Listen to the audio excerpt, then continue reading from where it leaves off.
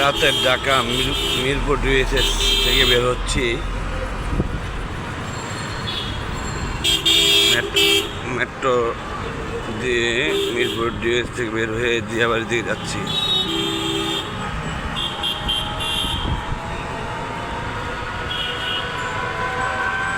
এই রাস্তাটা হওয়ার কারণে যাতায়াত অনেক সুবিধা হয়েছে, অনেক সুবিধা হয়েছে।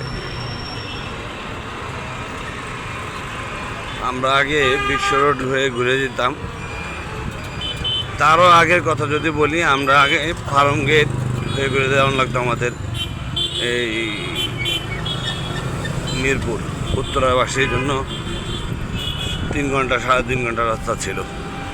পরে বিশ্ব রোড দিয়ে ফ্লাইওভার হওয়ার পরে আমরা চলে আসলাম কালসি হয়ে মিরপুর। 1.5 ঘন্টা 1.5 ঘন্টা লাগতো, রাস্তা ফাঁকা থাকলে 1 ঘন্টা 1.5 ঘন্টা লাগতো। তারপরে এখন মেট্রো হওয়ার পরে মেট্রো তো যাওয়া যায়, মেট্রো নিচে যে সংযোগ, এই সংযোগ সড়ক দিয়ে এখন আমরা 30 মিনিটে মিরপুরের সাথে অ্যাড হয়ে গেলাম। এই যে মহাপরিকল্পনা যার হাতে, তাকে আমরা যে অপদস্থ করছি, আসলে সরি,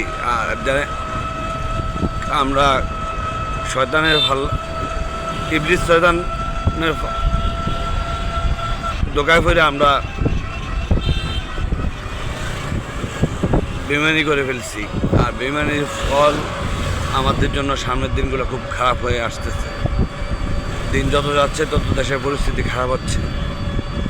আমেরিকাদের দাসত্ব হচ্ছে। আমেরিকার দাসত্বর জন্য আজকেও দেখলাম আমি আজকে নবপুর গেছিলাম, পল্টনে একদল মিছিল করতেছে যে কোনো বন্দর আমেরিকার কাছে দেওয়া যাবে না। এই যে দেশের যে ক্ষতিটা হচ্ছে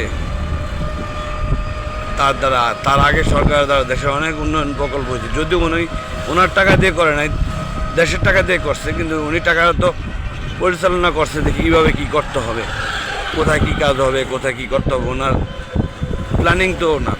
এই জন্য ওনাকে ধন্যবাদ দেওয়া লাগে এখন, যেহেতু উনি নাই, উনি এখন এই দেশের জন্য ফেসিস্ট হয়ে গেছে।